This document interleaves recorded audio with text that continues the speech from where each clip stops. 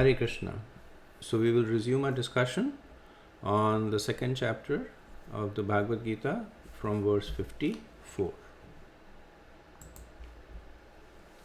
Arjun vacha sthitaparakyas kabhasha samadhistasya keshava sthitadihi kim prabhasheta kim asit vrajeta kim.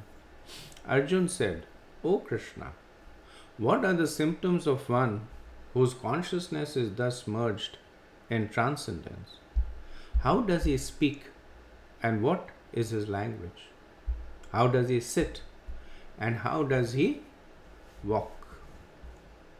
So, this is the essentially the first question that is asked by Arjun to Krishna. So last time when Arjun spoke, it was in 2.9 when he had expressed his inability to fight. And over the last 45 verses, Krishna had given a synopsis of the Bhagavad-gita to Arjun. He had spoken about the nature of the soul. He had spoken of the importance of performing prescribed duties. And finally, he had spoken about Nishkam Karma while giving a glimpse into Bhakti. So, Arjun, being a practical person, is interested in determining more about the manifest symptoms. So, in the previous verse, Krishna had glorified the samadha vachala buddhi, like one whose intelligence is fixed in samadhi. Now that's an internal state. So Arjun is now asking for the external manifestation of this state, right? So he asks 4 questions over here, and the questions are again they'll be a little bit metaphorical. So he says, ka bhasha. Ka bhasha means that what are the symptoms? Bhasha essentially means language. Contextually here it means what are the symptoms of a person in such a situation. Then kim prabhasheta. Then what does he speak? So having understood the language, what does he actually speak? Which refers to how does the person speak in happiness and distress, in honor and dishonor, in praise and blame. So what is his reactions to dualities? Then kim asita. Kim asita means how does he sit? So how does the senses sit? Are they calm or are they agitated? Are they constantly engaged or seeking engagement, or are they peacefully reposing? And the 4th question is vrajeta kim. How does he walk? So how does he walk his talk? How does he conduct himself in life? How does he become affected when the senses are engaged, even minimally, for the maintenance of the body? Does he fall into an enjoying mood when the senses are engaged? Now, one thing you'll see here and in the Bhagavad-gita and in scriptures in general is the use of poetry. Right, so Bhagavad-gita is Gita, it's a song. And songs have a lot more potency in terms of communication than just in terms of words. And the potency of poetry is that it allows one to, it increases the horizon of communication. Like I'll give you a practical example, or pertinently relevant, a more contemporary example, like one of the more popular poems is this poem by Robert Frost, Stopping by the Woods. And one of the refrain, the line that comes there is, and I have miles to go before I sleep, right? So it's a metaphor for sleep is death, miles to go is things to do. Now he could have said I have things to do before I die, right? But by converting it to poetry, now he has a wide poetic license in interpreting it. That the miles to go maybe peoples to meet, or things to do, or sufferings to suffer, or experiences to engage in, and that's the beauty of poetry. And because of this, the poem is studied and analyzed and interpreted by different peoples according to different modes. So that's the beauty of poetry. And Bhagavad-gita is the original poetry, right? So we see here Krishna singing in not only a poetic meter, but in a poetic mood also, using similes and metaphors and transliterations to speak on a subject that is very profound, and using these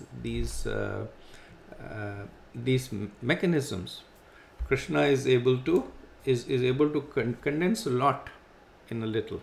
Like it's said that every time you read the Bhagavad-gita, you get new realizations, because there is so much that is packed into this.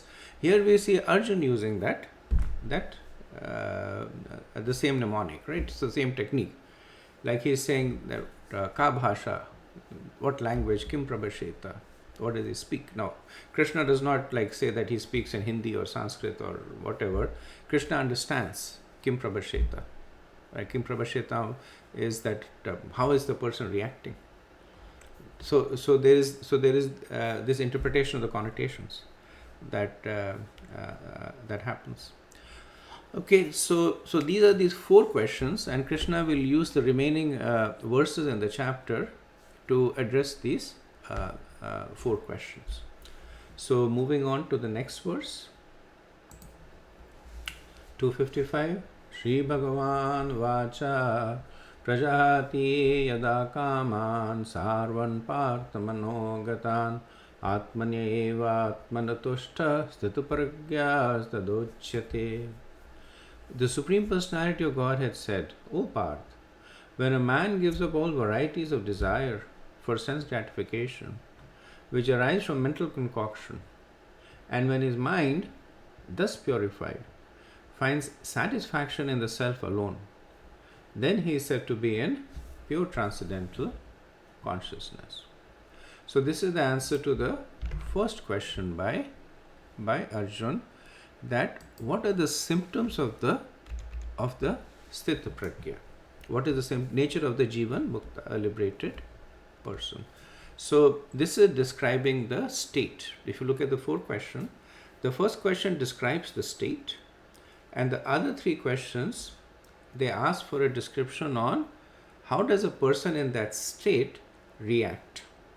Right? So the first answer is describing the state. So what is the state? The key word over here is tushta. Atmaneva atmanatushta. So tushta means satisfied. That this person is fully satisfied. What is the cause of the satisfaction?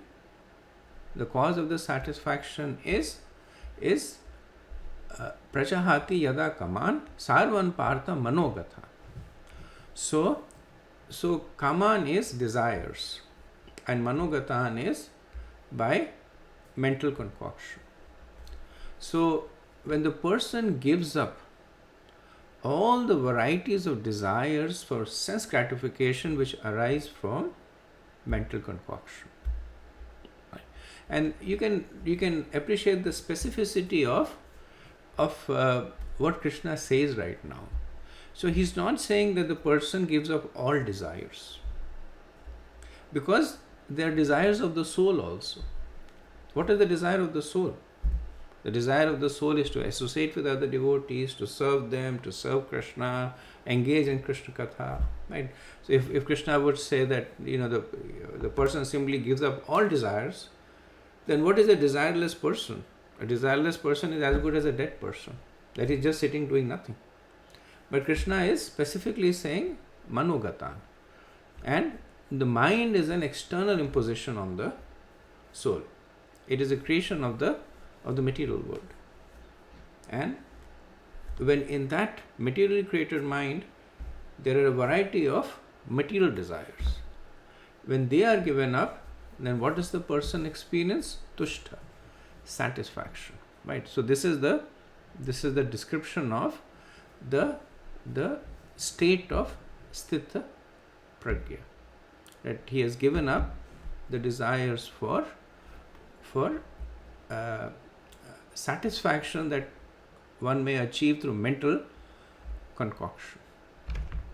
Okay, let's go on to the next verse. Verse 56.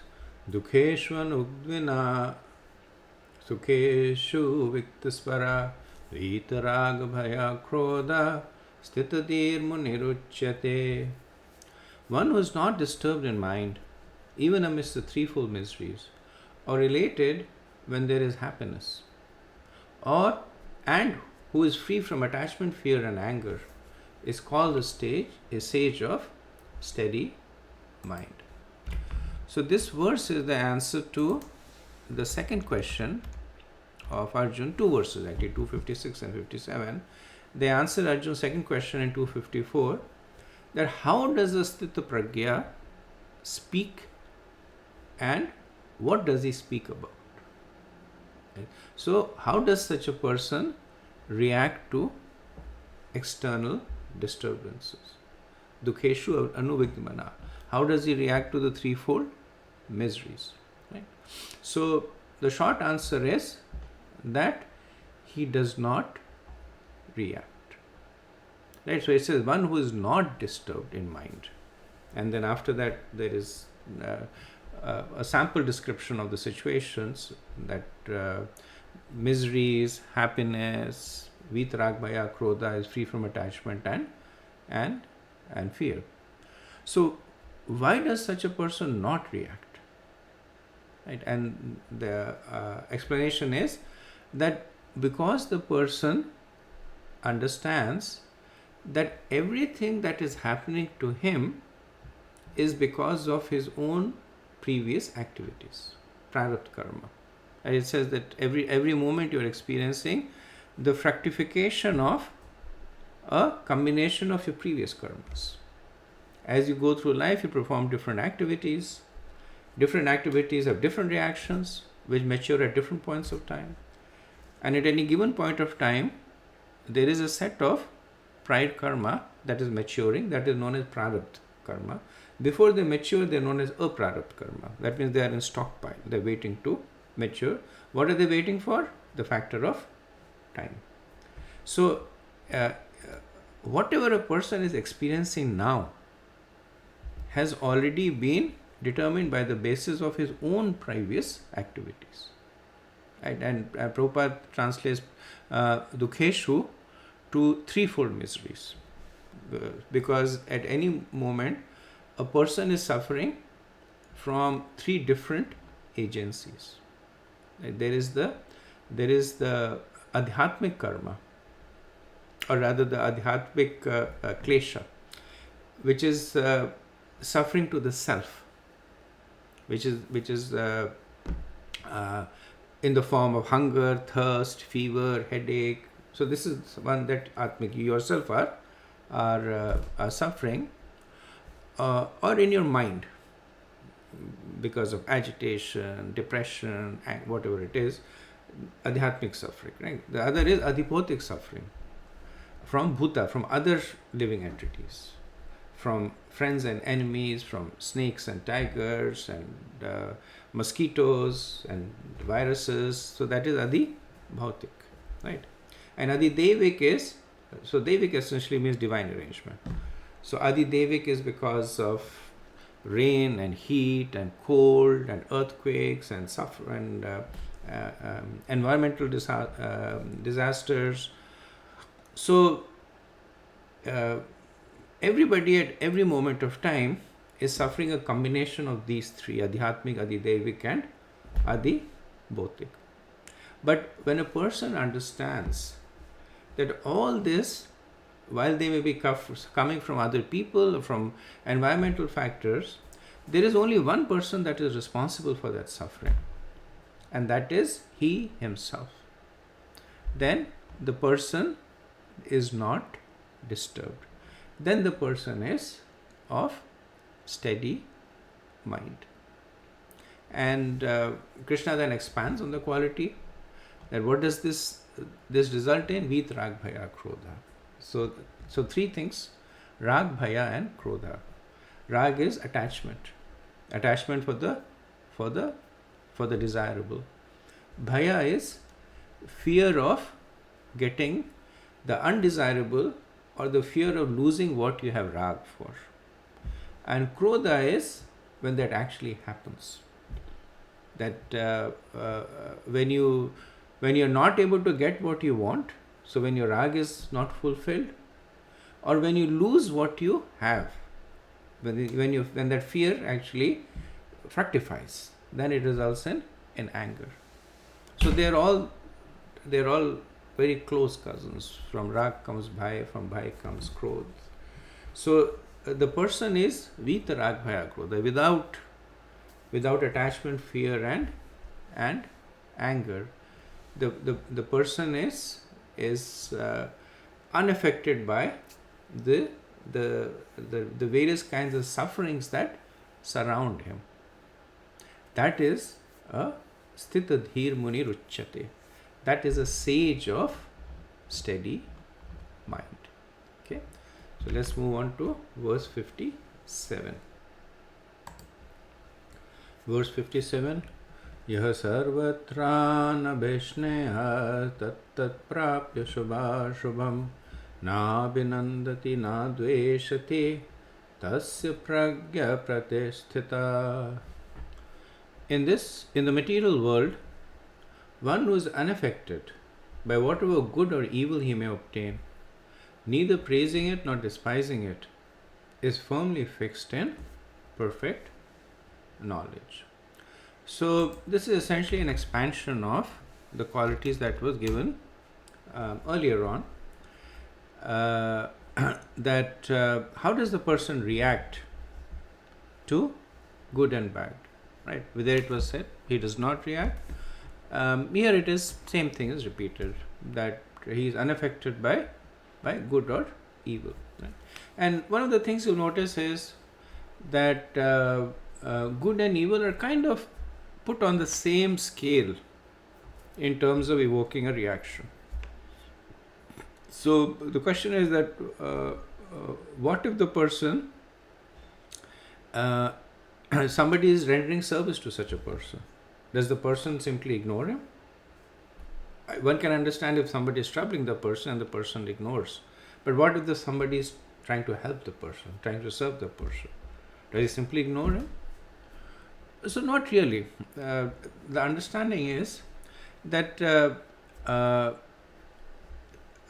affection of the person is unconditional. That it is not predicated on whether the other person is trying to help or harm.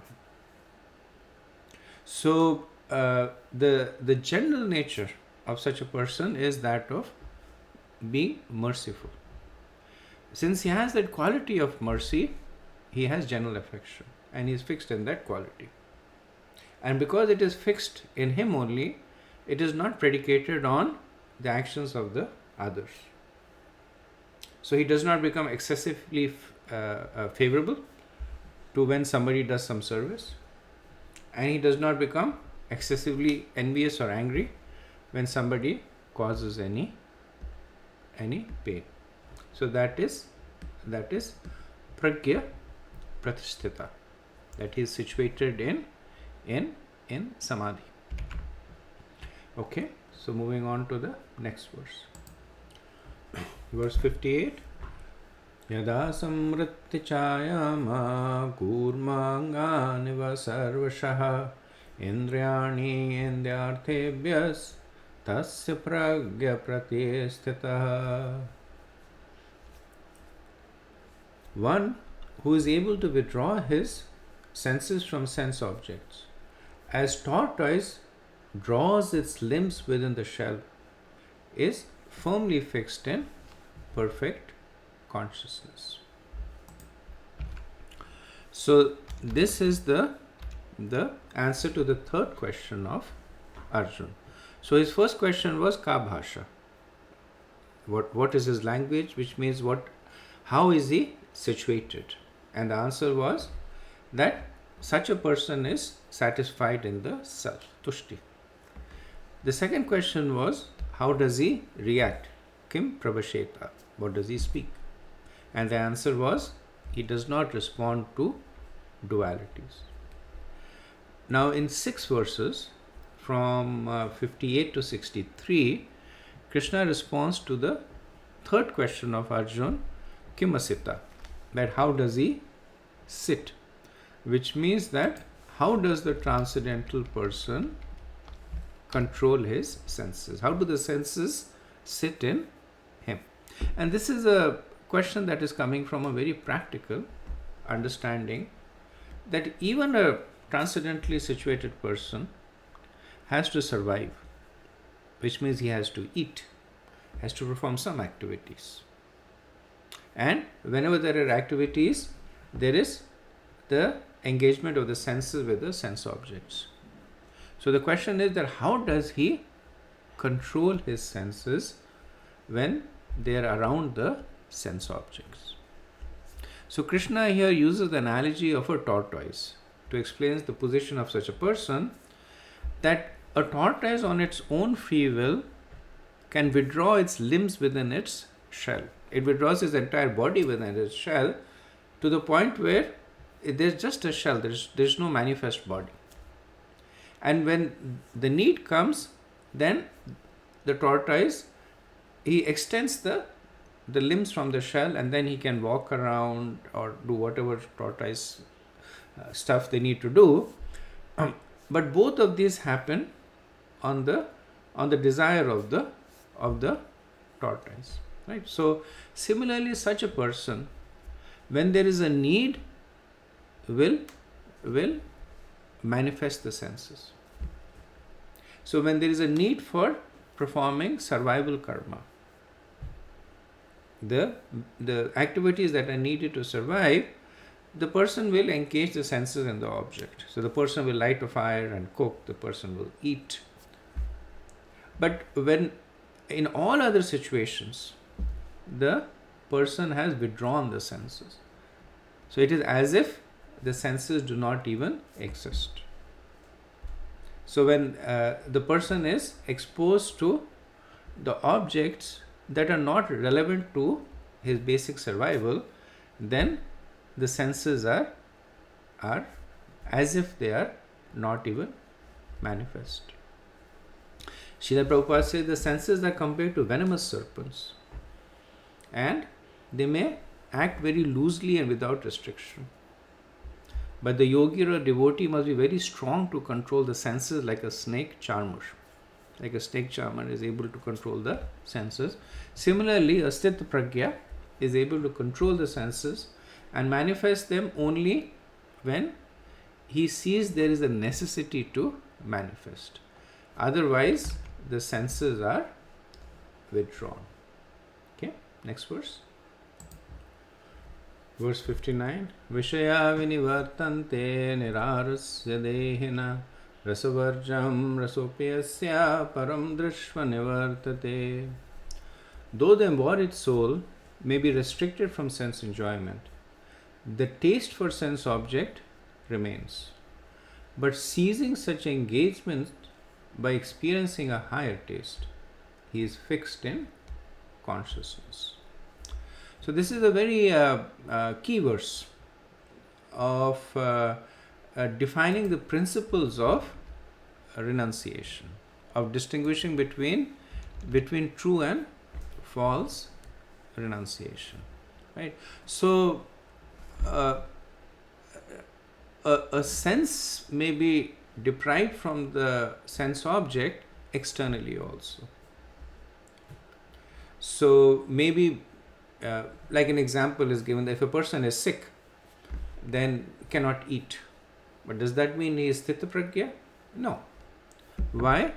Because the desire to eat is still there. In fact, it becomes stronger.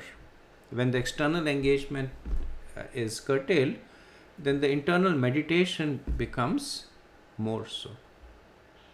So Krishna here is now moving the focus from the external to the internal, right? So he was talking about in the previous verse how a tortoise will manifest the limbs when it needs to, and otherwise withdraw them, right? So the important point to understand there was that Krishna was not saying that the limbs should be cut off, right? He is not saying that the senses should be completely rejected, but they should be deployed and curtailed at the right time.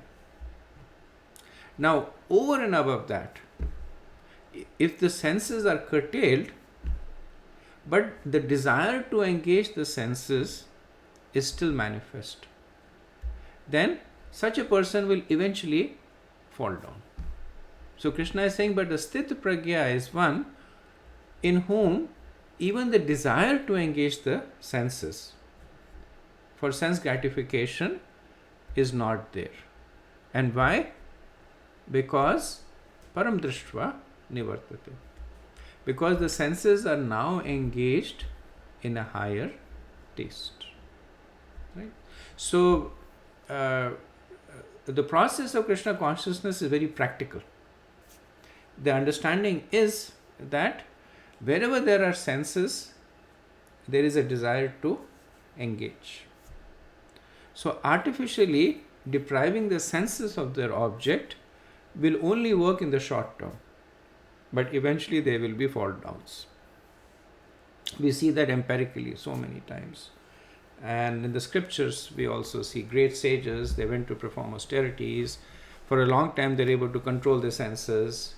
But because the desire remains, then because of some catalyst impetus, then the senses manifest even stronger than before. But Krishna says that a true sthita pragya will actually engage the senses, experiencing a higher taste. Right? So the example that is given is that of devotees. That when you take to Krishna consciousness, there are many restrictions in terms of what you can and cannot eat. You cannot eat meat or egg or onion, garlic, mushroom, so many things, right?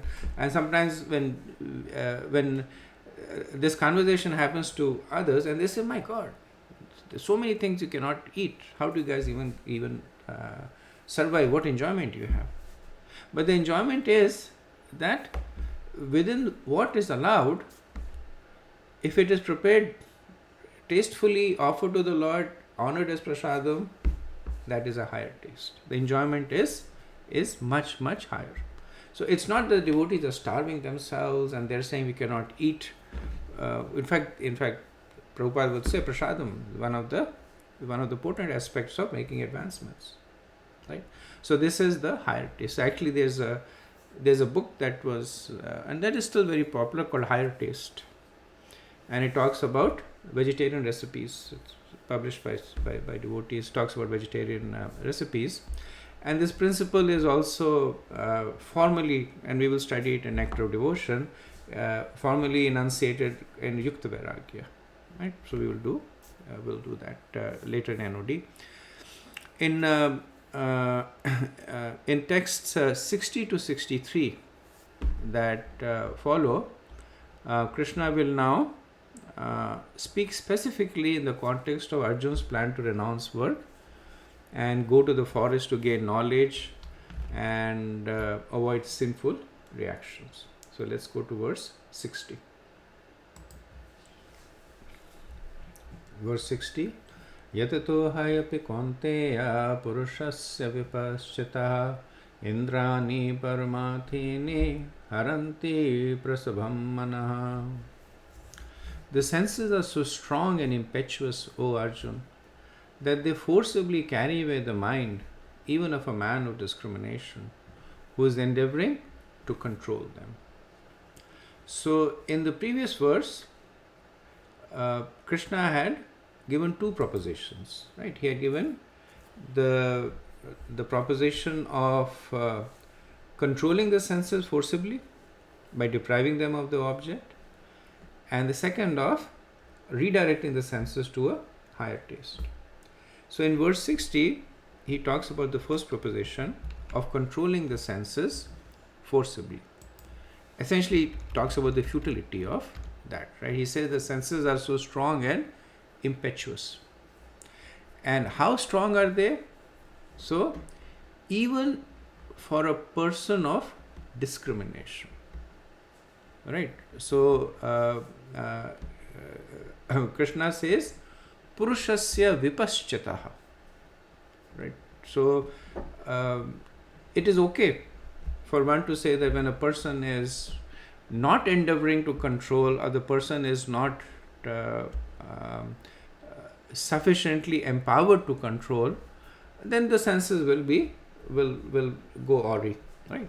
But here Krishna is saying even a person who is vipaschita, who is full of discriminating knowledge. Why? Because pramathini, because the senses are so strong that haranti means by force they take away prabhasham. Haranti prabhasham means that by force they will take away the mind of such a person, right? It's kind of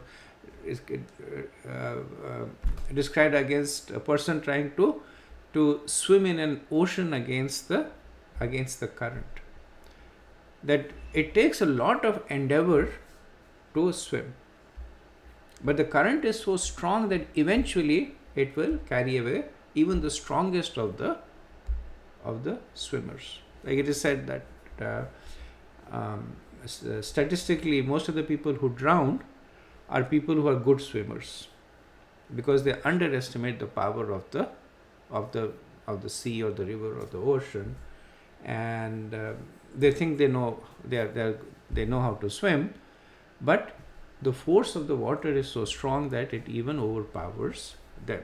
Right? So this is the nature of the senses, that they are so strong and impetuous. And Srila Prabhupada gives the example of Vishwamitra, who was performing austerities, and Indra got worried, thinking that Vishwamitra might be after his throne, so he sends Menaka. And Vishwamitra was deep in trance, and just by hearing the tinkle of the ankle bells of Menaka, the Nupur Dhvani, the sounds of her ankle bell, the trance of Vishwamitra was disturbed, and he gave up his practices, and he accepted Menaka as his wife for 100 years. He was living with her as a husband and as a man and woman.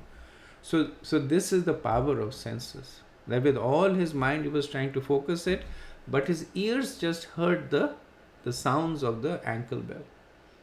And then from the ears followed the eyes and the nose and the mind, and everything was downhill after that. And Prabhupada compares it with Amrish Maharaj. And Amrish Maharaj was faced with so many adversities. Like he was Durvasha Muni was a powerful yogi, was getting ready to kill him. But he was not agitated because he falls in the second category, that he was experiencing the higher taste, having engaged his senses in the service of Krishna. That is what the next verse will speak about, the higher taste. Okay, verse 61. Tani sarvani samyamya yukta sita matapara vashehi yasendriyani tasya pragya pratesthita. One who restrains his senses, keeping them under full control, and fixes his consciousness upon me, is known as a man of steady intelligence.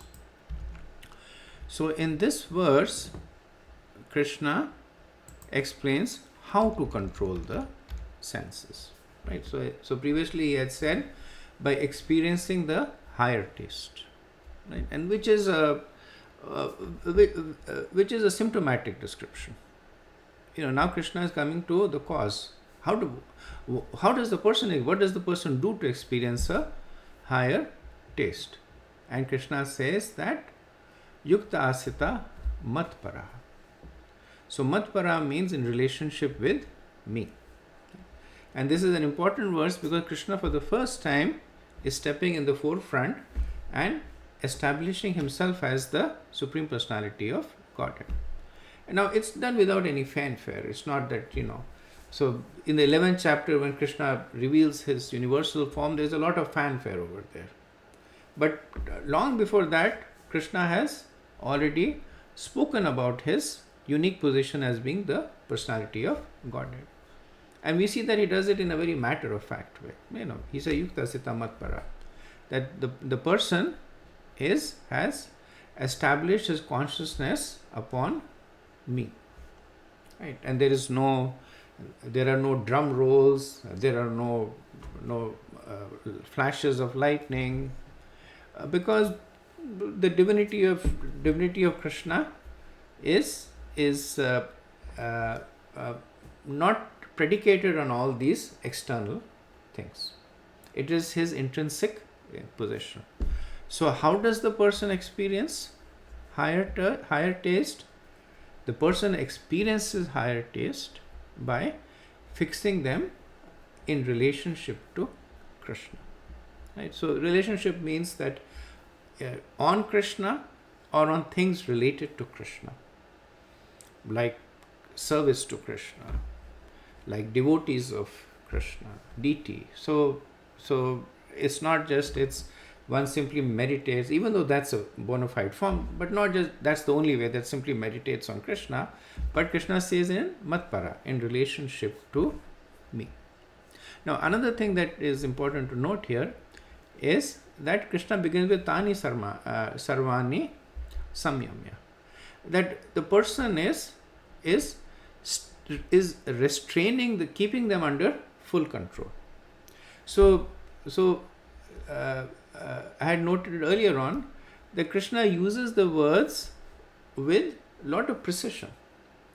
Now he does not want to give license over here to people to say, I'm fixing my mind on Krishna, so I'm drinking liquor while fixing my mind on Krishna. Or like in India, there are Babajis who will smoke ganja, marijuana, or take other intoxicants. I'm fixing my mind on Shiva or Krishna. No. The first point is tani sarvani samyamya.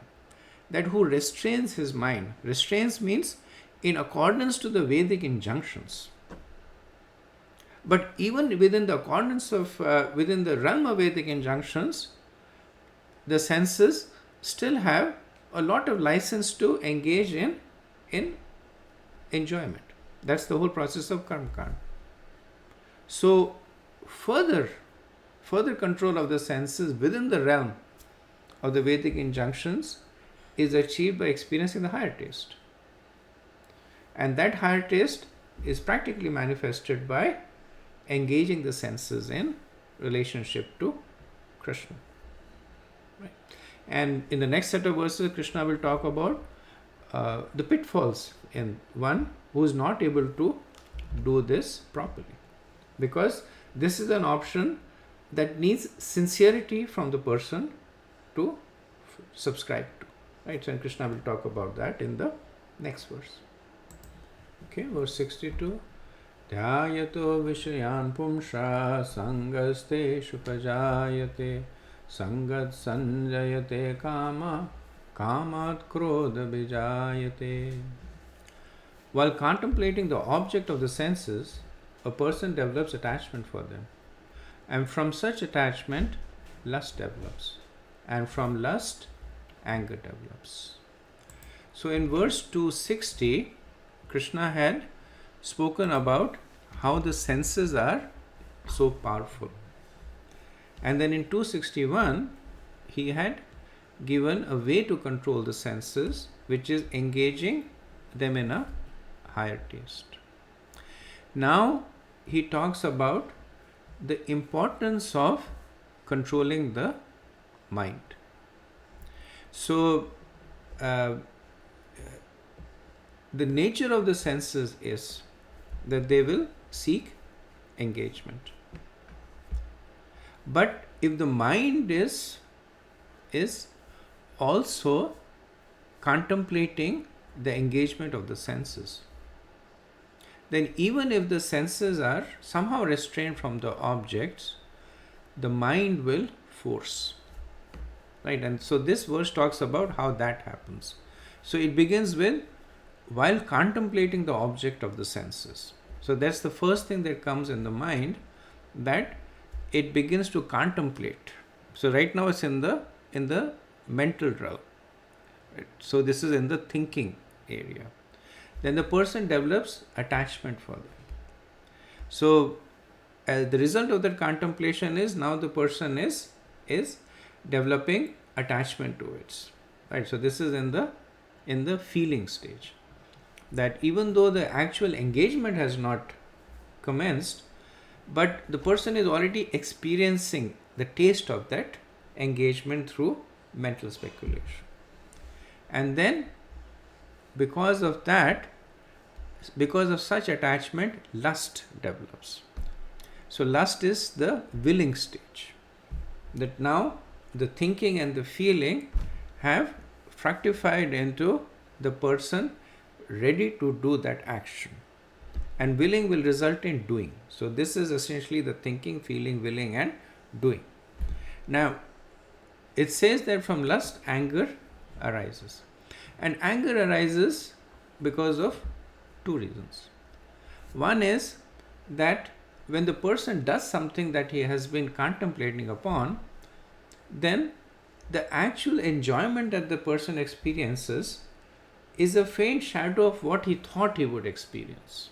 Right? In the thinking stage, the person may have been thinking that if I eat this rasgulla, I will be so happy, the sweet juices in my mouth will feel so good. And then he begins to actually feel the sweetness in his mouth, then he begins to plan to get the rasgulla, and then he eats it, and then the taste is not as good as he thought. So then out of that sense of disappointment, anger arises.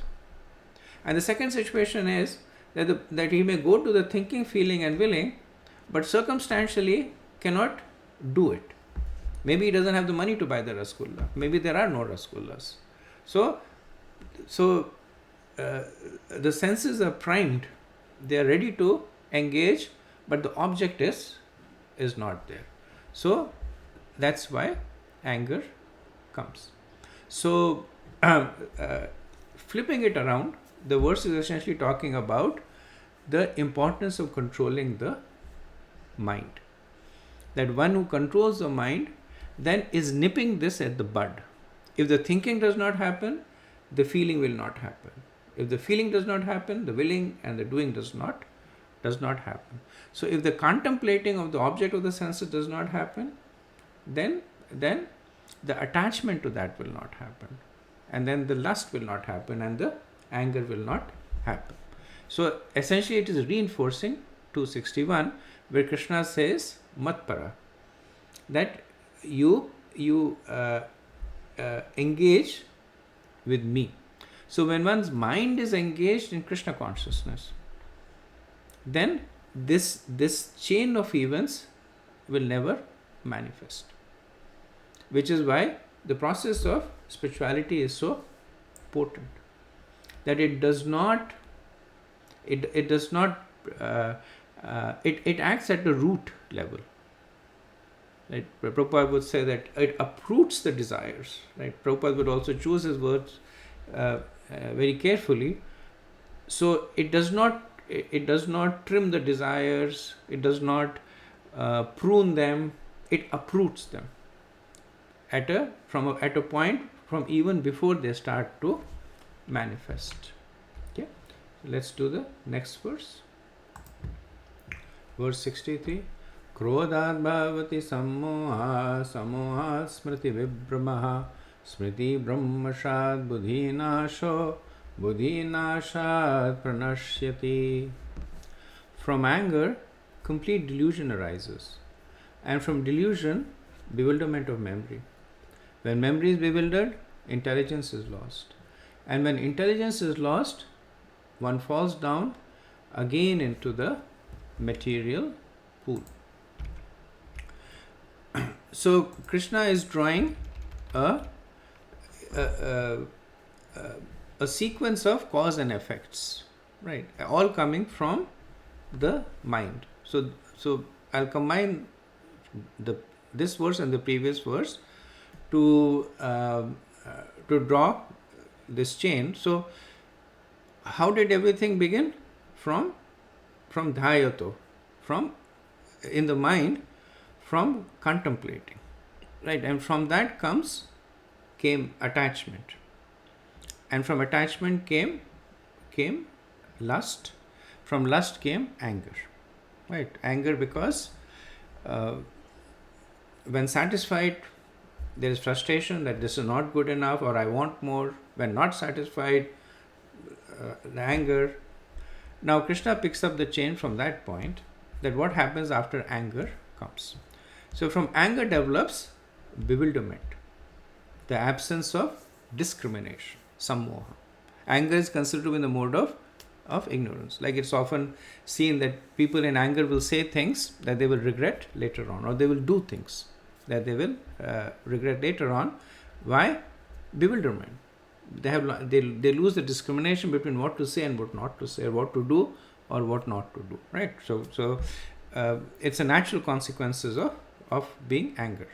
So anger results in sammoha, bewilderment. Now, what does bewilderment result in? It results in smriti vibhramaha. So smriti is memory, and vibhrama means being illusioned, right?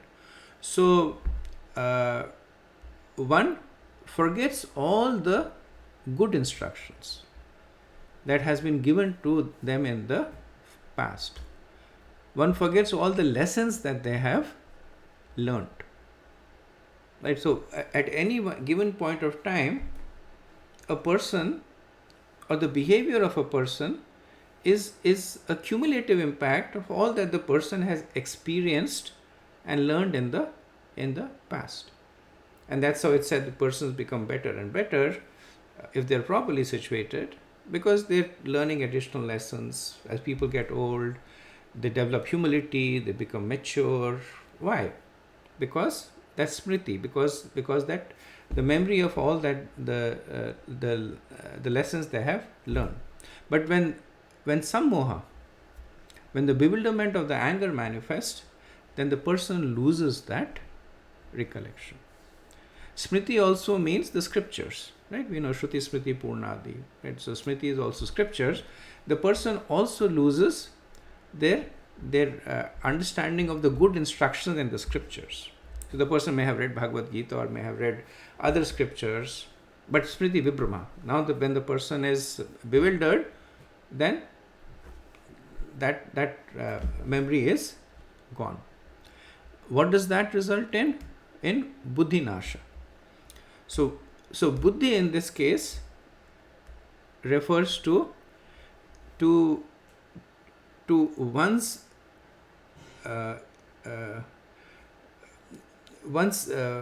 conviction to make spiritual advancement, like the resolve to improve one's spiritual practices. So buddhi nasha means that now that resolve to make spiritual advancement is destroyed. And what does that result in? Pranashyati. Pranashyati means that once again sinks into samsara. Samsara is this ocean of suffering. Right. So in this way, Krishna is drawing this sequence of cause and effects that begin from the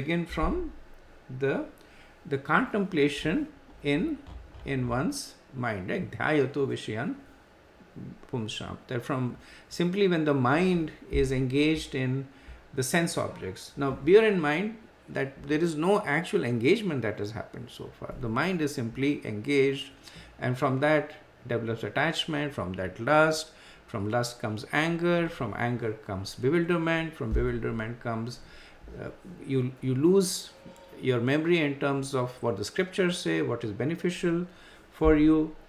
Then buddhi nasha, like the destruction of the resolve for spiritual practice, and pranashati, that one is again trapped in this cycle of material enjoyment. So the point Krishna is saying that without matparaha, that without your engaging your mind in me, one can not, from a practical perspective, one cannot take to the process of becoming a sthita prajna. Okay, this next verse. Okay, verse 67. Indriyanam hi charatama yanmano nuvidhiyate tadasya harati pragyama vayunavamivambasi. As a strong wind sweeps away a boat on the water, even one of the roaming senses on which the mind focuses can carry away a man's intelligence. So this is an expansion into previous verse where Krishna had talked about how from the contemplation stages of contemplation in the mind, it ultimately results in a fall down. And here Krishna is saying that this possibility of fall down is magnified by the fact that a person does not have one sense. He has many senses, right? 5 senses. And each and every of these senses is strong enough to pull down a person. Right? So someone might say that, okay, if you say that seeing beautiful objects, or a man might say seeing women is distracting to me, then I will not open my eyes. I will close my eyes. Or in some cases they say, in some sects they say that if food is distracting, then they go out of the way to eat very tasteless food, just to control the sense of tongue. But the point Krishna is saying is that this is just one of the senses. He says any one of the 5 senses is potent enough, and you can't close all your senses. So he gives the analogy of a boat being swept away by the wind, right? So when does a boat get swept away by the wind? When it does not have an anchor. So when the mind is not anchored into Krishna consciousness, then any one of the senses can sweep away the mind. Okay, next verse. Verse 68. Tasmadyasya mahabhao nigritani sarvasha indriyani indyarthebhyas tasya pragya pratishtita. Therefore, O mighty armed, one whose senses are restrained from their objects is certainly of steady intelligence.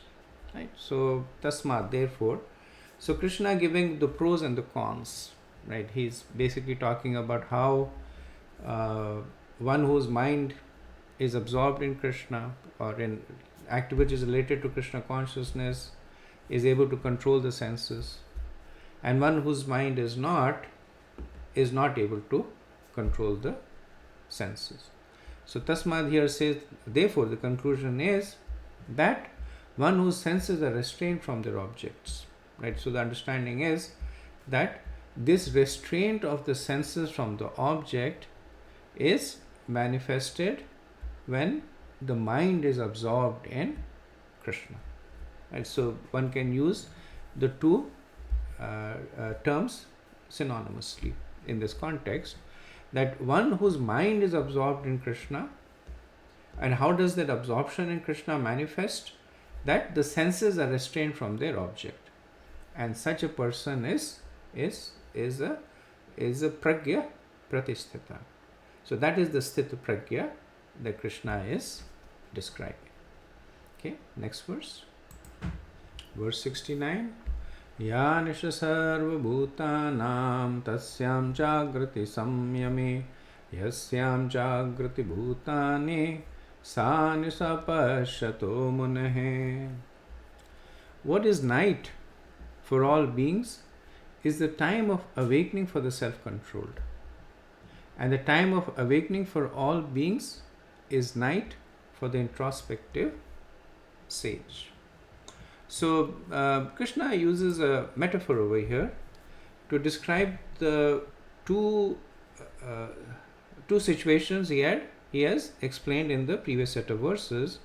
One is a person with a controlled mind and controlled senses, or the aspiring spiritualist. And the other is one who is actively trying to engage the senses with the object and enjoy. Right? In the previous verse, Krishna had addressed Arjuna as Mahabhavu, mighty armed one, to give this sense that or two aspects. One is that even one as powerful as Arjuna will fail to control the senses, because the senses are more powerful than the most powerful. And also Mahabhavu is that when one controls the mind, then one becomes a Mahabhavu. One does not become Mahabhavu by developing muscles or being able to lift weights. The real Mahabhavu is one who is able to control the mind. So two opposite situations were explained. Krishna now uses the metaphor of day and night. And day indicates activity and night indicates the inactivity. So day indicates awareness, night indicates not awareness. So when a person is asleep, he is unaware. If there is something going on, if the house is on fire, if there is flood, the person who is sleeping is unaware. But during day, the person is active, he is keenly aware of what is going along. So the point Krishna makes is that the conceptions of the materialist and the spiritualist are opposite to one another. What interests a materialist, the spiritualists are indifferent to it. So the materialists are always looking for opportunities to enjoy their senses more and more. Like they're looking for opportunities to increase their sense gratification. And the spiritualist is indifferent, as if it is night for the spiritualist. So that is the day for the materialist. When they are looking for material enjoyment, that is night for the spiritualist. The spiritualist, on the other hand, is looking to make spiritual advancements. He is interested in worshipping Krishna, in reading spiritual books, but those are things that are of no interest to the materialist. So that what is day for the spiritualist, which is spiritual practice, is of no interest to the materialist. So Krishna is saying, be aware of the fact that there will be two kinds of people and their interests will be diametrically opposite to one another. Okay, next verse. Okay, verse 70. Apuryamanam achal pratishtam samudramapa pravashanti yadvat tadvat kamayam pravashanti sarve sashantamapnoti nakamakami. A person who is not disturbed by the incessant flow of desires that enter like rivers into the ocean, which is ever being filled but is always still, can alone achieve peace, and not the man who strives to satisfy such desires.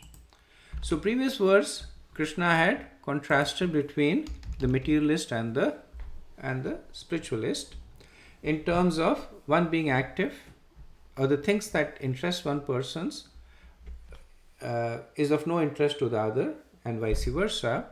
Krishna expands on that over here and is continuing to contrast the nature of a materialist and a spiritualist. Right? So it describes the status of a Sthita Pragya and one who is not. And again, Krishna uses an analogy. So the point that he makes is that there are rivers that are entering into the ocean, but the ocean is always still. Right? So 2 points to note in this analogy, that rivers never cease to flow into the ocean. So the rivers are compared to the desires, right? And the ocean is compared to the mind of the person. So for as long as the person is existing, the desires will continue to appear in the mind. But despite the incessant flow of desires, the mind does not become agitated. Just like despite the incessant flow of the rivers, the ocean does not get agitated. And conversely, if the rivers stop flowing into the ocean, even then the ocean does not get agitated. The ocean does not dry up. Right? So the mind of such a person is not predicated on either the presence of the desires or the absence of the desires. And Vishwanath Chakravarti goes a little bit deeper. He says that the word that is used is apurimanam. So apurimanam means that they almost fill the ocean. Like purimanam means filled, and apurimanam means almost filling, to indicate that the ocean never violates its boundaries. Now, almost filling means that the ocean is recognizing the fact that the rivers are coming into it. So, a Sthita Pragya, he recognizes the desires. So, the person does not become catatonic. It's not that his mind stops working. It's not that he goes into coma, or it's not that he's stoic, right? So the person is recognizing that these desires are flowing in, but he does not violate the boundaries of the scriptures. So the boundaries of the ocean is compared to the boundaries of the scriptures, or the boundaries of being situated in the self. Right? So as I mentioned, when one uses analogies and metaphors, then there's a lot of poetic license to extract several interpretations, and the acharyas do that, right?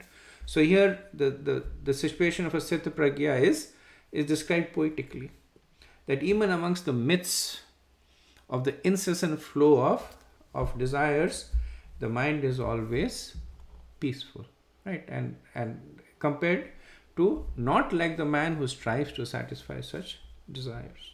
So that is a person who is a materialist. Okay, next verse. Okay, verse 71. Vihaya kaman yaha sarvan pumam sacharati nisparaha nirmamo nirankara sashantim adhigacchati. A person who has given up all desires for sense gratification, who lives free from desires, who has given up all sense of proprietorship and is devoid of false ego, he alone can attain real peace. So this is the last verse in the answer to Arjun's fourth question of Rajeta Kim, that how does a Sthita Pragya conduct himself, right? So the verse describes three, Krishna adds two more characteristics, so there are three attributes that are described here. First is that the person gives up all desires for sense gratification. Vihaya kaman yaha sarva. Right? Now, important to note that the person gives up the desire for the sense objects, not the sense objects themselves. And Krishna makes this distinction repeatedly to discourage external or false renunciation, where the senses are artificially restrained from the object, but the mind continuously meditates. Right? So here, Krishna is saying that the first characteristic is the person has given up the desire for the sense object. So the senses may be engaging with the sense objects, but not in a mood of enjoyment. They may be engaging for the sake of survival, or they may be engaging for devotional service. Right? So the desire for the sense objects has been given up. Second is that the person gives up the sense of proprietorship. Right? This is a finer aspect that Krishna adds, which is symptomatic of matpara, which is symptomatic of Krishna saying that when you do everything in connection to me, then the understanding is that I am the proprietor of everything, so you give up the sense of proprietorship. Right? And then finally Krishna recommends free from false ego. Right? So Krishna introduces the notion of ego over here. Now, by definition, ego gives us the sense of our self-identity, aham, like who I am. It's the most subtle aspect of the subtle body, right? So, what is the purpose of ego? That when you ask who am I, the ego will give you the answer. And depending on the situation, it may say you are a man, you are a woman, you are an Indian, you are an American, you are a husband, you are a wife. So it may give you this, or it may give you that you are a devotee, you are a servant of Krishna, you are a servant of devotees.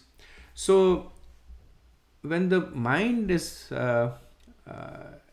bewildered, or rather when the soul is covered with the false ego, then it gives by definition false answers.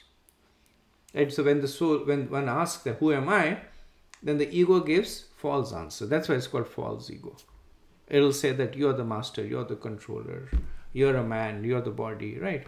And when it starts giving the true answers, that you are the eternal spirit soul, you're the servant of Krishna, then the ego has been properly positioned, right? So that can only happen when one is executing bhakti.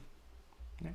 So essentially Krishna is summarizing the process of the conduct of a sthita pragya, that such a person has given up the desire of the sense objects, because now the person is situated in relationship to me, to Krishna, and he is situated in the proper conception. And that is why the mind and the senses are properly engaged. So to give a quick summary, that there were 4 questions asked by Arjun, that how is the sthita pragya situated? And the sthita pragya is situated in tushti, that he is forever self-satisfied. Second question was, how does he respond? How does he react to dualities? The answer was, he does not react to dualities. He is the same in misery and happiness, good and evil, and all kinds of happiness. The third question was, how does the person control his senses? And the answer was, he controls them by experiencing a higher taste. He does not suppress the senses, but he controls them to serve the Lord and his devotees and experience a higher taste. And the fourth was, how does the person engage himself? How does he conduct himself? And the person conducts in a way that he obtains the complete mercy of the Lord. So he only engages his senses with their objects in order to serve the Lord and his devotees. Right? So this gives a comprehensive description of the Sthita Prajna. And the next verse will be the last verse in the chapter. Verse 72. Esha Brahm Sthitihi Partha Nayanam Prapya Vimuyati Sthitva Shramanta Kalepi Brahma Nirvanam Rachati. That is the way of the spiritual and godly life, after attaining which a man is not bewildered. If one is thus situated, even at the hour of death, one can enter into the kingdom of God. So this is a summation verse. It actually summarizes the entire chapter, the second chapter. And because the second chapter is a summary of the Bhagavad-gita, it is a summation of the Bhagavad-gita. And because the Bhagavad-gita is a summation of the Vedas, this essentially gives the essence of the Vedas, which is that one who follows the path of spirituality, two things happen. The person is never bewildered, and the second is that the person enters into the kingdom of God. So Brahma Nirvanam Richati. So Brahma Nirvanam is the spiritual world, right? And a related question it answers is, how long does one have to practice this before one becomes qualified to enter the kingdom of God, right? And Krishna says that Siddhavasyam Antakalepi, that even if the person is situated at the point of death, that is sufficient for him to enter into the spiritual world. So Krishna makes this point to encourage us in two ways. One is that we may read this and get demoralized, saying that, oh, I have spent my entire life not practicing spirituality. Now I am 30, 40, 50, 70 years old, too late for me. But Krishna says it's never too late. Antakalepi. That even if you are at your last moments, this is sufficient. It also talks about the potency of the process. So material processes, they get perfected by repetition. But spiritual process is a state of mind. So if one achieves the state of mind, even for a moment, or even at the moment of death, then that is sufficient for Brahma Nirvanam Rachati. Right? So, of course, this doesn't mean that we say that Krishna is saying moment of death. So we will wait for the moment of death, and then we will enter this situation, and before that we'll live a life whatever we want, because the moment of death is essentially a culmination of a life experiences. If one has lived a life trying to frantically engage the senses with the objects, trying to enjoy materially, then at the end moment, that is what the mind will be hankering for, more enjoyment, or lamenting about the enjoyment that will be taken away. So the point that is made is that when does one take to spirituality? It's never too early, never too late. The right time to take to it is now, wherever you are. Prahlad Maharaj took to it even before he was born, while he was in the womb of his mother. Right? And then the Maharaj Khatwanda, he took to it in the last moment, just before he was dying. Ajamel, he took to it really after he died. And then he revived, but he took to it after his death. And they all achieved perfection. So the right time to take to spirituality is now. Never too early, never too late. Right? And what does entering into the kingdom of God means? Prabhupada says there is no difference between the kingdom of God and devotional service for the Lord, since both of them are on the absolute plane. So to be engaged in the transcendental loving service of the Lord is to have attained the spiritual kingdom. So this is the last verse, and the chapter 2, we see that a whole variety of topics were discussed. We see that Gyan is discussed, the nature of the soul. We see Karma Kand is discussed, which is Sakam Karma, performing activities in the mood of enjoyment. We see glimpses of Bhakti. Then we see Nishkam Karma being discussed. We see Atma Gyan, which is knowledge of the soul.